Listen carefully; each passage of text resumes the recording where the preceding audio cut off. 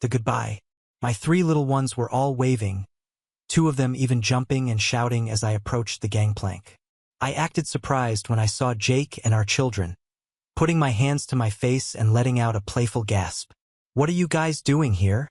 "Surprise, Mommy," Jake said with a mysterious smile. "We thought we'd come down to see you off." "Where's Carla?" I grinned at Jake. "I think she's already agreed. We figured it's better not to try to meet up in all this chaos." The kids were bursting with excitement, clamoring for my attention. They all talked at once, so I crouched down and hugged little Zoe. At 3 years old, she had just moved on from diapers but still had the chubby arms and legs of a toddler. Like her older sister, she was a chatterbox, and her lisp was just too cute. "Are you going on that big boat?" she asked with her wide blue eyes. "Yes, I am." "What are you going to do on the big boat?" "Well, there's swimming, movies, a gym, and coffee shops, so I'll keep busy." "I want to go on a cruise with you, Mommy." "Well, not this one, but maybe we can go on a family cruise one day." "Okay." Zoe seemed satisfied with that answer for now. "How long will you be away, Mommy?" asked Sophie, who had grown tall and thin but used to look just like Zoe. Like Zoe and Jake, her hair was almost white. We all loved being outside, and the summer sun would bleach their hair completely, while my dark hair would only lighten slightly with a few highlights, but my deep tan made up for it. "I'll be gone for 5 days and 4 nights, so I'll be back on Friday afternoon," I told her. Sophie's lower lip jutted out in a cute pout. I kissed her nose and reassured her. "No worries, sweetie. It'll go by so fast you won't even realize I was gone." "We're going to miss you, Mommy," said Ethan, my little guy. At 8, he looked just like me, but his serious, diligent personality was all Jake. I sometimes worried he didn't know how to have fun, but I knew he'd always be dependable. "I'll miss you too, but Daddy will be here with you. He'll take great care of you," I assured him. "I know," Ethan replied, "but we want you home too." "Oh, I just love you all so much," I said, pulling them into a big hug. Zoe and Sophie wriggled and giggled, while Ethan stayed perfectly still. "And I'll be back before you know it." I stood up and grabbed my rolling carry-on. My other suitcase was already on the ship. I turned to kiss Jake, but he was missing. I looked around and didn't see him anywhere. "Kids, have you seen your dad?" They glanced around, puzzled, but being short, they couldn't see much. I scanned the crowd quickly but couldn't spot him. Checking my watch, I realized I only had 5 minutes to board. I tried calling his phone, but it went straight to voicemail. He must be busy talking to someone. "Jake, where are you? I need to board the ship. Please come back fast." The kids looked worried, so I flashed them a reassuring smile. "I bet he just went to the bathroom. He'll be back soon." "What are you guys planning to do with Daddy while I'm away?" "We're going to the pool." Zoe beamed, excited about the water in our neighborhood pool. "Daddy said we could have dinner at McDonald's one night." "Oh, really? Just make sure it's only one night, okay?" I joked with Sophie, who laughed and twirled around. "We're playing mini golf tomorrow night. Think you'll beat Dad again, Ethan?" "I think he lets me win." His serious tone made my heart ache a bit. My little boy was maturing. "You still have to make your shots," I reminded him, echoing Jake's advice. "As long as you do your part, it doesn't matter what Dad does." Ethan gave a small smile, which made me feel a bit better. I hugged him and then stood back up to look for Jake. Just then, I noticed 2 crew members starting to remove the gangplank. Panicking, I ran over to them, making sure my kids were still in view. "Excuse me, I have my boarding pass, but my husband went to the restroom and hasn't returned. I can't leave my children. Could you please wait just a couple more minutes?" The younger crew member looked unsure and turned to his superior. "We can wait 1 more minute, but that's all we can do." "Thank you," I replied. I tried calling Jake again, but all I got was his voicemail. "Jake, I'm about to miss my boarding. Hurry up." I tried calling him once more, but again no answer. I shrugged at the crew. "I'm sure he'll be back any moment. He knows I need to board."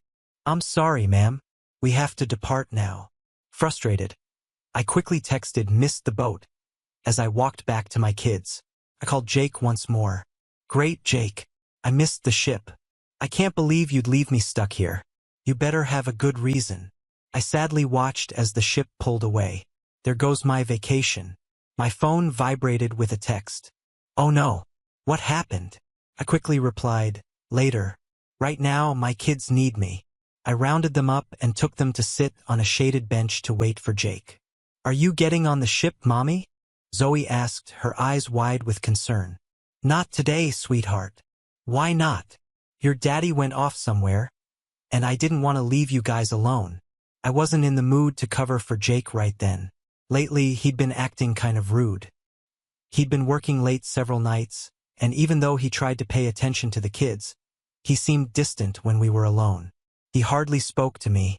Instead of spending time with us like he usually did in the evenings, he'd go to Tony's bar or work in the yard until it got dark. Plus, he was constantly checking his phone more than usual. One morning, I got curious and checked who he'd been texting, only to find out he'd put a password on his phone. Was he cheating on me? The idea scared me, but it couldn't be true. Not Jake. He was so trustworthy. But something had changed. And now this nonsense. He knew how much I was looking forward to this cruise. A little break from the endless demands of being a mother, wife, employee, daughter, and all the other roles I played. 5 days of alone time didn't seem like too much to ask for, and when I mentioned the idea back in April, he was excited about it. But he orchestrated this surprise. Thankfully, Sophie wasn't good at keeping secrets, and then disappeared. I was more than a little upset with my husband. Where was he? We waited in the shade for nearly 30 minutes, and by then, I had completely run out of things to keep them occupied. Zoe was getting cranky, and Sophie was right there with her. I tried calling Jake several times, but it always went to voicemail. My irritation went down, and my concern grew as the minutes ticked by. Where could he be? I didn't want to upset the kids, so I kept asking them questions and making up silly games. But even kids have their limits, and we had gone way past theirs. Getting them home was going to be tricky. An Uber had dropped me off, and I didn't know where Jake had parked his car. I checked my bag, but I didn't have his car keys anyway. I requested another Uber to take us home. We'd have to risk it without Zoe's car seat, but it wasn't a long ride. The driver didn't seem to mind, but I insisted we stick to surface streets. After waiting 10 minutes for the ride and another 15 for the drive, we arrived at our little rancher. I called Jake on the way. Honey, please call me and let me know you're okay. I'm starting to worry.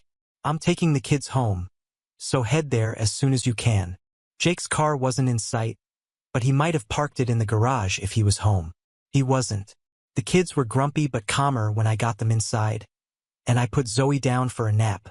She usually only napped every other time, but I hoped today's excitement would tire her out more than usual. Sophie went straight to the TV and found a Disney show, while Ethan went to his room and shut the door. I brought my rolling bag into our bedroom and left it there while I went to the bathroom. I sent a text while I was on the toilet. Sorry, Steven. Kids showed up, he wandered off. Couldn't leave kids. I finished up and flushed. I understand. I replied with my own sad face emoji.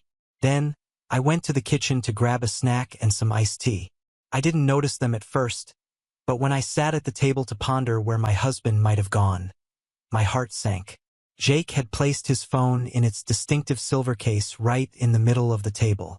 I knew it was Jake because it was perfectly lined up with the table's edges. He had an eye for detail and symmetry, which was essential for his job as a high-end painter. What shook me was his wedding ring sitting on the phone's dark screen. Damn. I went to our bedroom and noticed most of his clothes were gone. His tablet was missing from the nightstand, and checking the den, I saw his laptop and all our files were gone too. It seemed like my marriage had ended. Tears streamed down my face, even though I knew it wouldn't change anything. But deep down, I knew I had deeply hurt Jake. He wasn't one to avoid a confrontation unless it would break him, and despite my mistakes, I loved him profoundly. Jake was an incredible man. He was an amazing lover and a reliable partner who put my needs before his throughout our 11 years together. 9 of them as husband and wife. He could be stubborn and overly focused on his work sometimes, but I still got my way most of the time. I could be impulsive and hot-tempered, but he was always calm and steady, which balanced me out. That was something I really needed, especially before we had children. He was exceptional at his craft. His painting business flourished because he combined creativity with responsibility, and now he had a waiting list thanks to the referrals from his satisfied clients. And he excelled as a father. He cherished each of our children, and while his patience wasn't infinite, it was close. And now he was gone.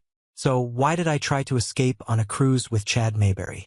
I worked as a dental assistant because it allowed me to be home by 2 when the kids finished school or daycare. About 10 months ago, a new dentist joined our office. During this time, Zoe was going through her terrible twos, and Sophie was adjusting to pre-kindergarten. Zoe was especially clingy, and while Ethan was more self-contained, he still required a lot of attention. It felt like the demands were never-ending. Jake's business wasn't all-consuming, but he often came home tired and distracted. He made an effort with the kids, but by the time they were in bed, he was exhausted, and so was I. We tried to make time for ourselves, but it was tough. Our once-a-month Saturday night dates felt insufficient. Friday night intimacy felt obligatory, and spontaneity was a thing of the past. Although we had worked hard to achieve our current life, it felt draining. And while I didn't blame Jake or the kids, I was frustrated with our lifestyle. I wasn't ready to settle into a completely predictable life like my parents. Chad was also married, but they didn't have kids. Their lifestyle seemed more independent, and since both of them had professional jobs, Sylvia worked in IT sales, they could afford frequent trips and exciting vacations. They often went on solo adventures. The first time I chatted with Chad was after he came back from rafting the Grand Canyon with his college buddies. Sylvia was headed to Santa Fe for an art show with her best friend. Chad had a great sense of humor and liked to tease everyone, including me. Since I usually skipped lunch due to my part-time schedule, he'd join me in the kitchen for a mid-morning snack. I often vented about my family, feeling like they took me for granted. I admired Chad's carefree lifestyle, extra cash, and fewer responsibilities. "Let's skip work tomorrow," he suggested with a grin. "We can drive to the beach for lunch and return in time for you to pick up the kids." So we did. It was a refreshing break from my usual routine. We had grown-up conversations without any obligations. I didn't have to repeat myself, and I only had to worry about cleaning up after myself. Chad drove, allowing me to relax, and the restaurant staff took care of us. I cherished the break, and that evening with my family felt like the best one in a long time. Jake noticed my happiness, and we had midweek intimacy for the first time in months. I felt so connected to him, nearly moved to tears by my love for him. Chad suggested meeting for lunch again a couple of weeks later, and it became a regular thing. Usually, we grabbed a quick bite and chatted in the park, but on days when we had more time, we'd venture a bit farther. I can't blame Chad for seducing me. It was my choice to open that door. He may have walked through it, but we both played a part. One day at lunch, he brought up Jake. "I think I spend more time alone with you than I do with him. Wonder if he's missing me. That'd be a shame." He glanced at my chest. "You've got quite the charm." I blushed. "Well, you've got your own allure." I smirked, raising an eyebrow. And just like that, the topic of closeness was out there. Our banter got more suggestive, and I began to see Chad in a different light. He had a refined handsomeness. Jake was more rugged, tall and muscular, with intense blue eyes and rough hands. Chad, on the other hand, was smaller, slender, and darker. I often watched his skilled hands during dental work, wondering what else they could do. We'd meet up for lunch once, sometimes twice a week, until one day we both had some free time due to canceled appointments. "Wanna head to the beach?" he asked, grinning. "Sure thing." Instead of our usual spot, Chad drove us to a motel by the shore. "I've been wanting some alone time with you," he said, his eyes full of desire, and I felt a rush knowing he wanted me. We had about an hour and a half, which felt just right, not rushed.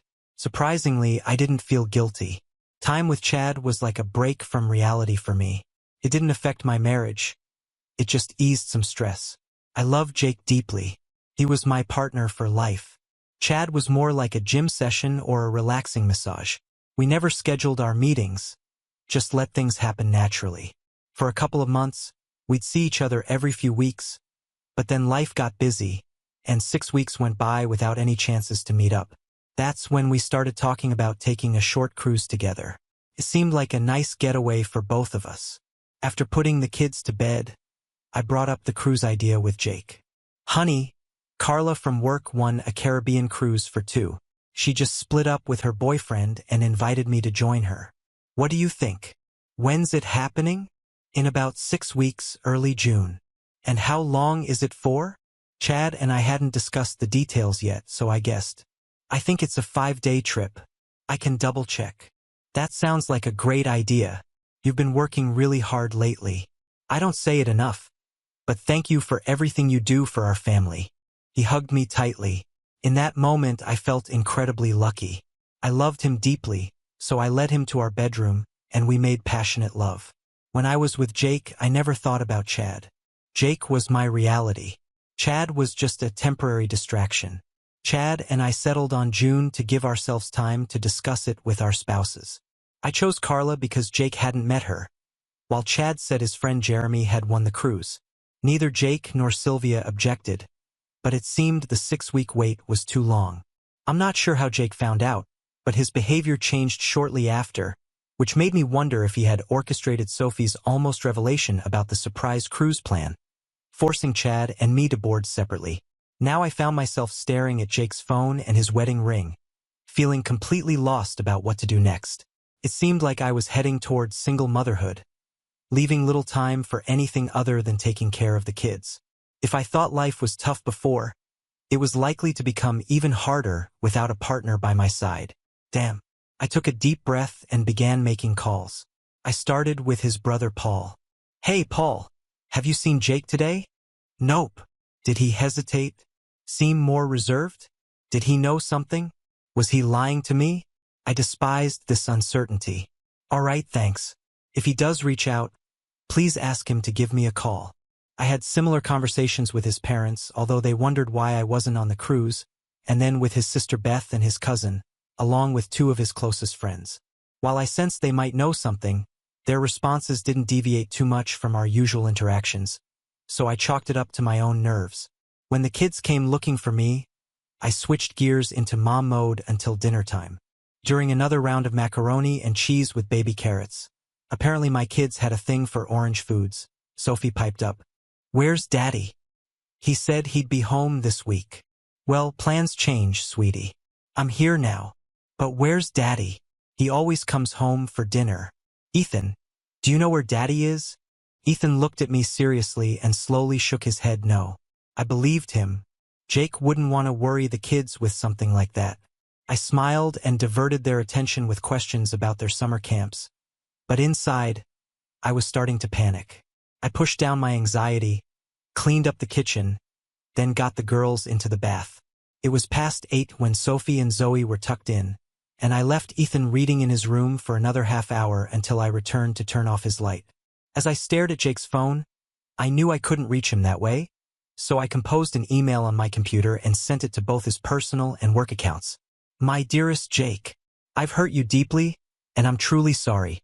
Despite everything, I love you and wish for a chance to prove it to you. Please come home. I need you, and if not for me, then for our children.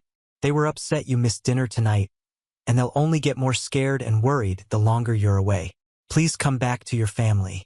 I love you and only you. I stayed up late, hoping for a reply.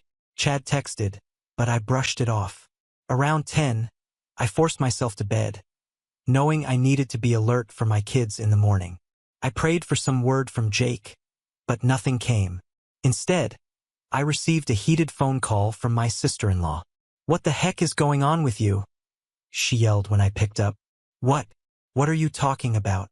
I mean, my brother may not always be the most organized, and he might forget half the stuff you ask for at the store because he refuses to write it down, but he's a good man. He's the best guy I know. So why are you messing around on him? I don't understand. What did he say to you? Jake didn't say anything to me. Paul had to bail him out of the drunk tank this morning. He was a mess. His lip was busted, and his face was all scraped up. Paul thought he was still drunk, And he told Paul you didn't love him anymore because you were fooling around with a coworker. Crap. My heart shattered again for Jake. He wasn't much of a drinker, and when he did drink, he just got silly. Despite his size, he wasn't a fighter. He was gentle and always used words to solve problems. He'd never been in a fight before, not in all the years I'd known him, and there were no stories of fights from before then either. What had happened? What had I done? I have to find Jake. Is he with Paul? I don't know where he is. But goodness, how could you cheat on the kindest guy ever? I didn't have a response, so I said Trixie needed me and hung up. How could I betray Jake? The only explanation I could muster was that I wasn't betraying Jake. Not in my mind. My involvement with Chad had nothing to do with my marriage. I was deluding myself, I know, because a committed marriage requires full dedication all the time. No breaks, no getaways. It can be tiring, but that bond must remain unbroken, or else everything falls apart, and you end up with chaos all around and relatives cursing you out. It was crystal clear now that I had shattered the wonderful man I loved. I needed to find him to try to mend some of this mess. I called Paul, but he didn't pick up, so I dialed his parents. I thought my conversation with his sister was tough, but I'd choose that a million times over compared to speaking with Jake's mother. Hello. Hi, Margaret. Is Jake with you? All I heard was a sob, then silence. Margaret, are you all right? More silence. Are you there, Margaret? A trembling voice finally responded. I was thrilled when he met you. I thought you were the best thing for my son. He was so happy, but you turned out to be the worst. Shocked, I waited for her to continue, but it seemed she had said all she needed to, as the call abruptly ended. If Zoe hadn't come in and asked me to tie a bow in her doll's dress, I might have broken down right then. But with my kids to care for, I forced a smile and we carried on through the day. My kids were innocent, and I knew I had to shield them from the truth for as long as possible. That proved to be another day. They were becoming more confused and upset about Jake's absence, so I had to explain to them that their dad was staying with his brother. I tried to assure them that he loved them very much, but that he and I had a disagreement and needed some time apart. They didn't like it at all, and Ethan seemed especially troubled. Is Daddy coming back home? Of course, sweetheart. We just need to sort some things out. But he loves you and your sister so much. He won't be away for long. Does he still love you? I hope so. I flashed a smile, masking how much his question hurt. Sometimes parents have disagreements, and we need to talk through them to be happy again. But even when we're upset with each other, we always love you. He nodded seriously and walked away. My heart shattered once more. With Jake's friends and especially his family rallying around him, my secret was completely exposed. He was hurt deeply, but I couldn't even get a clue about where he might be. His protectors stonewalled me when they didn't avoid my calls. No one provided any information about him. I left messages with the few who would talk to me, pleading for Jake to contact me or arrange to see the kids. I sent him 2 or 3 emails every day, begging for forgiveness, declaring my love, asking for any news about him, urging him to reach out to his children. I only let myself cry when the kids couldn't hear me, but then I sobbed uncontrollably. His abandonment pained me deeply, but what hurt the most was how much I had hurt him. We had been so perfect together, and now everything had changed irreversibly. 5 lives directly affected, and who knew how many others indirectly impacted. And it was all my fault. By Thursday night, my hope had vanished. I had run out of ideas, resigned to waiting for Jake to take the first step, wondering when I might hear from him, hoping it wouldn't be through legal channels. I went to bed that night feeling more sorrowful than ever. It seemed I had no advocate among the people supporting him, no one to advocate for understanding, patience, and fairness. I didn't expect absolution, but I hoped he might still have enough love to at least respond in some way. Even anger would be preferable to silence. But all I heard was silence. The phone rang on Friday afternoon, and my heart raced until I saw the caller ID. I almost ignored it, but since Jake left, I promised myself to face things head-on, even if they were unpleasant. Hey Chad. Sylvia knows. I got served with divorce papers when I got off the ship today. Shit. I closed my eyes and took a deep breath to steady myself. Jake's gone. I have no idea where he might be. Damn. How did they find out? I don't know, but I think Jake found out shortly after I mentioned the cruise to him. He's been acting weird for weeks now, and the scene at the dock was a setup. He left me with the kids so I couldn't board the ship, and while I was waiting, he probably came home, packed, and left. Wow. I stayed quiet, breathing slowly. How are you holding up? Do you want me to come over? That's not a good idea, Chad. I'm not blaming you since I'm equally at fault, but if I never see you again, I'll be okay with that. We can keep it professional at work, but otherwise, please stay away from me. Seriously? Is that how you feel about me? I love my husband deeply. I don't know why I went with you, but it's cost me my future with Jake and my kids. I don't want a reminder of my mistakes. I understand. If you reconsider, just reach out. I don't turn away friends or even lovers. Goodbye, Chad. Lovers. Seems like everyone else saw us that way, but I never felt that for him. Not even for a moment. My love was only for Jake, but Jake would never believe that again. The weekend was terrible. Jake was unreachable and the kids grew more upset. Zoe had 2 accidents Friday night, and Sophie had nightmares, so she slept with me on Saturday. Ethan stayed strong in the face of all the sadness, which made it even harder for me. I could feel his pain and confusion, and it wasn't hard to imagine Jake feeling the same. He had to be hurting, and I caused it. I wasn't just involved. I was the one who caused it. He was the man I promised to cherish, and I hurt him deeply without even hesitating. I once read that everyone is the hero in their own story. I'm the exception. I've been incredibly cruel to the person who should matter most to me. Instead, I've shown that I only care about myself. I wish I could run away, to disappear where no one I know would ever find me. It wouldn't undo what I've done, but at least I wouldn't have to face the judgment I deserve every day. Couldn't avoid it. My kids needed me, no matter what was happening in my life. With Sophie snuggled next to me in our bed, I made a promise to myself. I'd be the best mom I could be, setting aside my own pain and regret to care for them. Maybe I wouldn't be Jake's wife much longer, but I'd be there for Ethan, Sophie, and little Zoe. On Sunday morning, despite feeling drained, I felt a newfound determination. I whipped up waffles, bacon, and orange juice for the kids, then settled them in front of the TV. After tidying up, I dialed Beth from the kitchen table. She was the only one from Jake's family who'd answer my calls, though it seemed like she just wanted another chance to curse me out. "What the heck do you want now?" she snapped. "Haven't you done enough? I know what I did, Beth, and Jake didn't deserve any of it. But now he needs to prioritize our kids. They need him and he needs them too. We can help him start to heal, and that starts with him spending time with the children." "Why? Why what? Why are you doing this? You destroyed my brother, and now you want to help him. I never meant to hurt him. Despite everything, I love Jake deeply. I've always loved him. I know we can't be together right now, maybe not ever again, and that breaks my heart.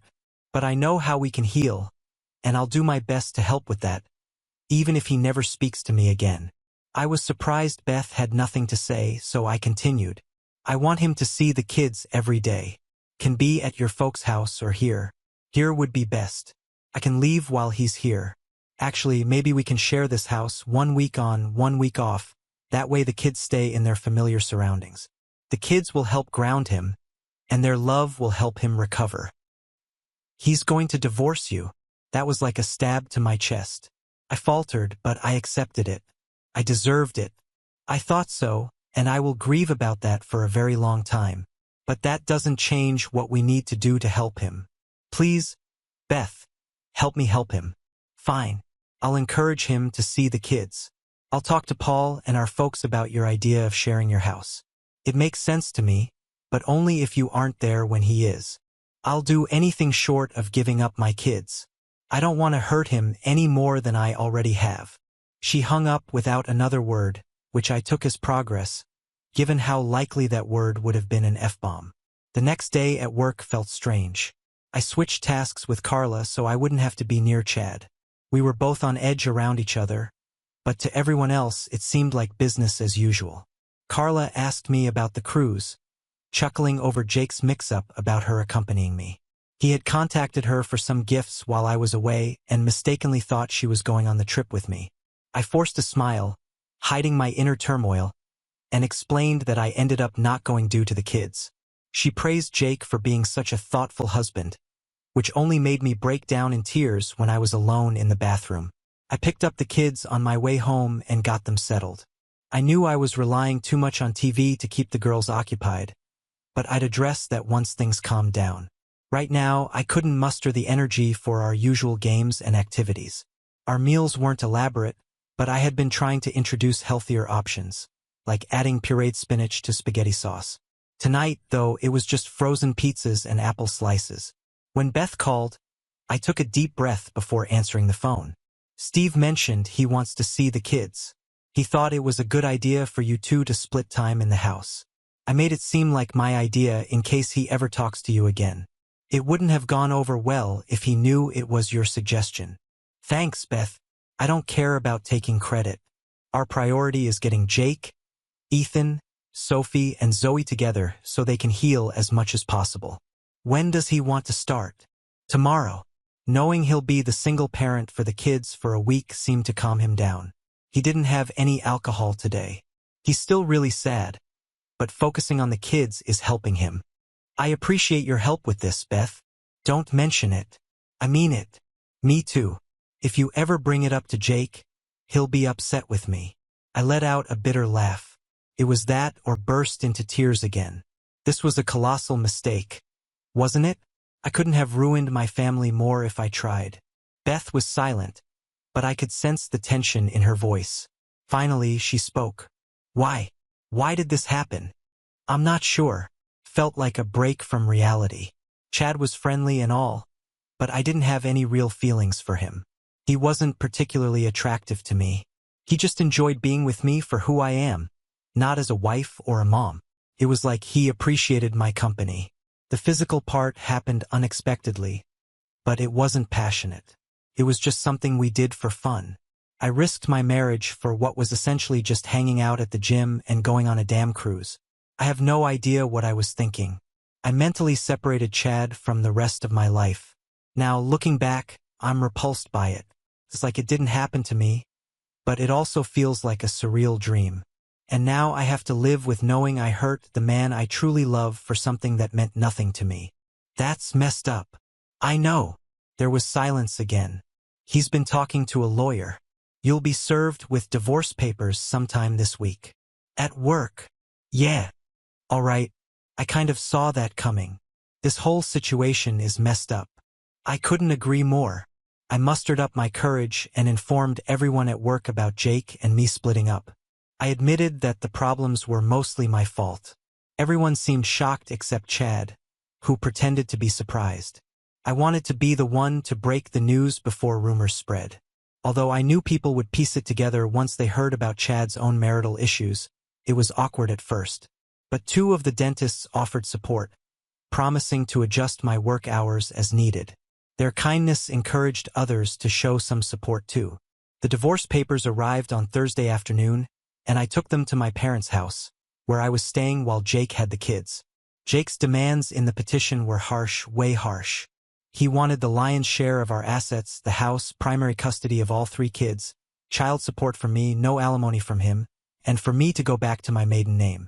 I understood his anger and felt sorry for it once more, but his proposed settlement wasn't going to fly, for his sake as much as mine. I knew him well. Once he calmed down, he'd likely regret such a bitter agreement. Plus, if we wanted our kids to come out of this divorce as emotionally intact as possible, they needed to see us treating each other with kindness. During my meeting with my lawyer, I insisted on a fair proposal and made it clear I wasn't interested in a prolonged negotiation. I came to terms with the fact that my marriage was over. I understood that. I had no right to demand anything from Jake, though I wished to speak with him. We communicated through his attorney, agreeing that I would only engage if Jake requested it. However, he never did. I refrained from making any claims on his business, proposing an equal division of our remaining assets, shared use of the house on alternating weeks until our youngest child finished high school, joint custody of the kids, no child support from either of us, and no spousal support either. I was willing to keep his last name until our youngest graduated high school, but I'd reconsider if he still desired it. Then my lawyer believed I could negotiate for more, but I stood my ground. While Jake's attorney made a couple of attempts to secure additional benefits for him, he knew I could push for more too. Eventually, we settled on the terms I had initially proposed. Living in our house without each other felt strange to me, but the kids, especially the girls, adjusted pretty quickly, which was the main goal. Ethan seemed more preoccupied than usual, so Jake and I, with Beth's help, decided to get him into therapy.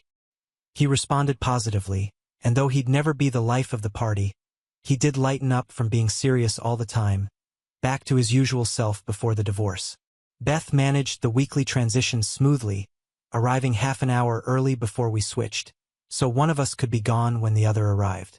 Even though Jake didn't speak to me, he always took the high road with the kids. Well, almost always. He did take down every picture with me in it and turned them to face the wall in the den.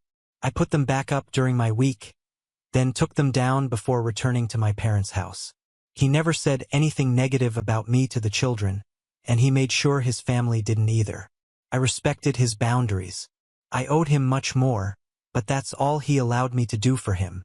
I went full-time at the practice, and my parents picked up the kids and stayed until I got home during my week with them.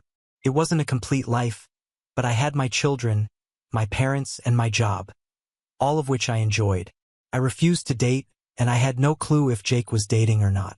I suspected he was. He thrived in relationships and was a great partner. The first time Jake spoke to me since that terrible day at the dock was at Sophie's school play. I waited until he and his parents chose their seats, then sat on the other side of the big room behind them so he wouldn't see me directly. Zoe was with me and Ethan was with a friend. That evening, when she spotted her dad after the play, she dashed over to him. I followed a few steps behind and stopped a few feet away as he picked her up and blew a raspberry on her cheek, making her squeal with laughter. I smiled, seeing their bond on display. His gaze quickly found me. He always did that when we were a couple, and he nodded at me. I smiled back at him. I still loved him, even though I knew we couldn't be together. We thought we'd take Sophie out for ice cream to celebrate her play. Can I drop her off later? I had the same idea, but I deferred to him now. Sure. Why not take Zoe too? He offered a half smile that didn't quite reach his eyes. Thanks. We won't be long. I'll go let Sophie know and have her meet you in front of the stage. I need to grab her costume. She played a manta ray, and I thought she did a fantastic job. Okay. He turned with Zoe in his arms and walked with his parents toward the front of the stage. And that was it. I didn't feel any love, but I didn't sense any tension either. It seemed like he had moved past my betrayal. I felt both relieved and saddened. He would likely move on to someone else soon. I went to the classroom and found Sophie chatting excitedly with a couple of friends dressed as a lobster and a shark. You were amazing, sweetie. Mommy, I was so nervous. I bet, but you did great. Here, give me your costume. Dad is outside by the stage with Grammy and Poppy, and they're going to take you and Zoe out for ice cream. Yay! Are you coming too? Not tonight. I have to go home and clean up the kitchen. We had to leave in a hurry after dinner. I made sure Sophie got over to Jake and his parents. They made a big fuss over her, which made me smile. The kids looked like they were going to be fine. I felt a lump in my throat as I slipped away. There would be happiness ahead for both Jake and me, but likely not together, and not nearly as much as I had sacrificed with my foolishness. I said a little prayer for Jake to find love again. He was the innocent one caught in this mess, and he deserved his happiness. But now he had to find it on his own, and the same went for me.